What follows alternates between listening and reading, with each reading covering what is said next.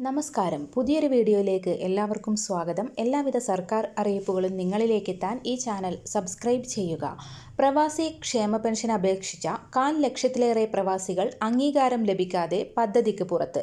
ഇവരിലേറെയും 6 മാസം മുൻപ് അപേക്ഷിച്ചവരാണ്. അപേക്ഷ ലഭിച്ച് 2 ആഴ്ചക്കകം അർഹരായവരെ അംഗങ്ങളാക്കുമെന്നാണ് കേരള പ്രവാസി ക്ഷേമ ബോർഡ് പറഞ്ഞിരുന്നത്. കൃത്യമായി അംശാദായമടച്ച് പെൻഷന് അപേക്ഷിച്ചിട്ടും കിട്ടാത്തവർ 10,000-ഓളമുണ്ട്.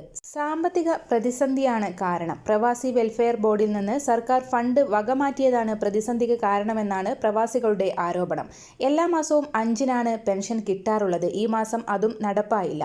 പ്രവാസികൾക്കുള്ള നിർദ്ദിഷ്ട ഇൻഷുറൻസ് പദ്ധതിയിലുമുണ്ട് പ്രശ്നങ്ങൾ. വിദേശത്തും സ്വദേശത്തുമുള്ളവരെ പദ്ധതിയിൽ ഉൾപ്പെടുത്തുമെന്നാണ് അറിയിച്ചിരുന്നത്. എന്നാൽ വിദേശത്തുള്ളവരെയും മറുനാടൻ മലയാളികളെയുമാണ് ഇപ്പോൾ പരിഗണിക്കുന്നത്. അംഗങ്ങളുടെ രക്ഷിതാക്കളെ ഉൾപ്പെടുത്തിയില്ല.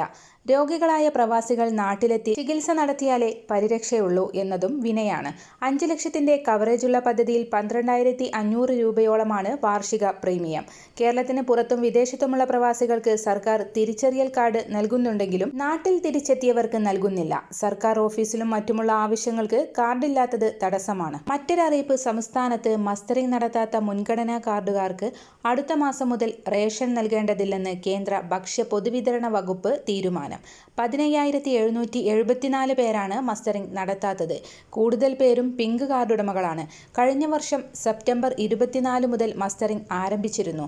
30 വരെ മസ്റ്ററിംഗ് നടത്തുന്നില്ലെങ്കിൽ അടുത്ത 3 മാസം പ്രവാസികളുടെ പട്ടികയിൽ ഉൾപ്പെടുത്തും. ഈ കാലയളവിൽ റേഷൻ ലഭിക്കില്ല. തുടർന്ന് മുൻഗണനാ പട്ടികയിൽ നിന്ന് ഒഴിവാക്കും. വിരലടയാളം പതിയാത്ത 2,69,661 പേരുണ്ട് മഞ്ഞ പിങ്ക് കാർഡുകാരിൽ. കിടപ്പ് രോഗികളും പ്രായമായവരും കൂലിപ്പണിക്കാരുമാണ് ഇതിൽ കൂടുതലും. ഇവരുടെ റേഷൻ മുടങ്ങാതിരിക്കാൻ സംസ്ഥാന സർക്കാർ നടപടി സ്വീകരിച്ചിട്ടുണ്ട്. ഇത് സംബന്ധിച്ച് കത്ത് ഭക്ഷ്യവകുപ്പ് കൈമാറിയിട്ടുള്ളതിനാൽ മസ്റ്ററിംഗ് പൂർത്തിയാക്കിയതായി കണക്കാക്കും. വരും ദിവസങ്ങളിലെ വാർത്തകൾക്കായി ഈ ചാനൽ സബ്സ്ക്രൈബ് ചെയ്യുക.